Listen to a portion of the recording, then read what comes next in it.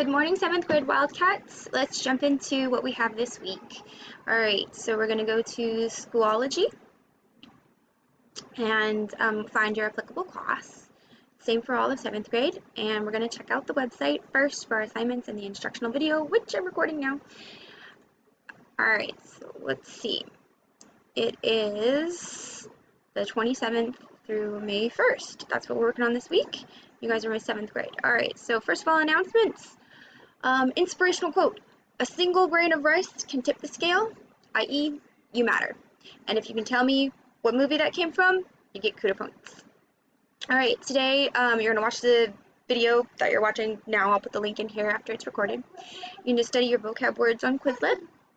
And I want you to read From Uprising Collections, page 183 to 303.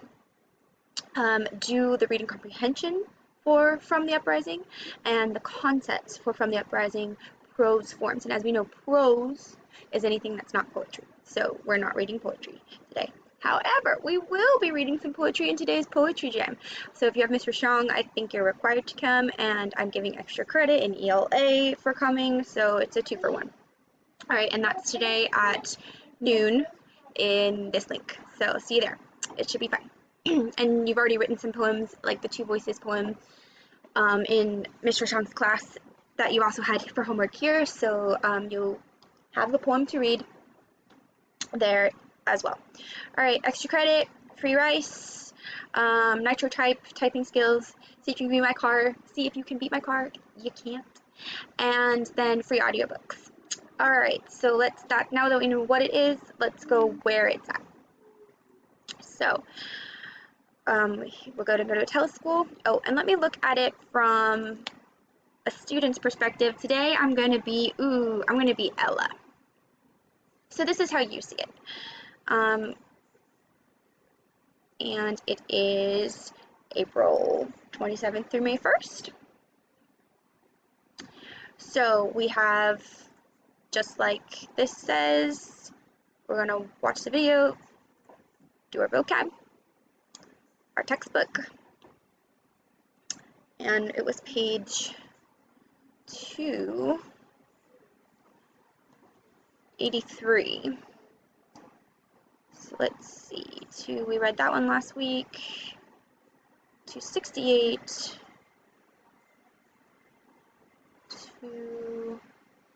I would just print this out and have it and then be able to write on it. I don't know if you have enough paper or that capability, but here it is. It's just easier for me. Like, I have a hard time reading without writing on things. Alright, so we have Margix Peter Haddix, and she's still around, still writing, wrote several things. She grew up on a farm in Ohio. While her father was a farmer and her mother was a nurse, Haddix always wanted to be a writer, and her inspiration was her father, who was always telling stories.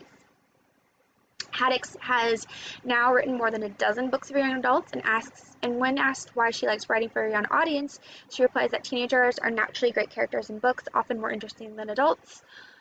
Yes, interesting. Often more interesting than adults. You guys are never bored. I miss you guys. Alright, so last week you read two different sources that were historical writing. Facts about the Triangle Factory fire. Now, this is historical fiction. So it is historical. This actually happened. You learned about it last week. But this is a story version from how it could have felt like, from 3 different characters that represent the 3 different types of people that were common in the city at the time. And this is a really good book. Like, after I read it from our textbook, I went and downloaded the book on my Kindle, and I read the whole thing, and it was so beautiful. Actually, one of the books that made me cry. I highly recommend it. I checked to see if it was on the free audiobooks, but it's not on Audible. It's on Kindle. All right. So you have 3 girls, Yetta and Jane, I believe is one. Let's see, Jane. Yes, Jane, and Yetta is Yiddish. She's Jewish. From Jane, oh, and Bella is Italian. Bella is our Italian immigrant. Yetta is Jewish, and Jane is from an upper class family. So you're getting like 3 different girls' perspective on the same event, and they're all friends. So it's a really good book. And one of them dies, and I'm not going to tell you which one. And I don't know if you get to, I don't know, you got to read it. Okay, so let's see. So you're reading that, and then we're going to analyze point of view. So, first person is coming from the person, like you're looking, like if you're in their eyes. Third person is like you're this character that's kind of like flying above them, and you're seeing what that character is doing and going through, kind of like a character in a video game when you kind of like this camera that's following the character. And then first person is when you are seeing through the eyes of the character. And now third person omniscient, omni means all, and omniscient means like knowing. So for Greek. So third person omniscient is all knowing. It's when you get to be that little camera ghost that flies around a character, but you get multiple characters, so you get multiple point of views. And of course our story is third person omniscient because we're following Bella, Yetta, and Jane. All right, and the narrator is that voice that tells the story, who could be a character but is not always a character. All right, multiple eyes, yes, third person omniscient.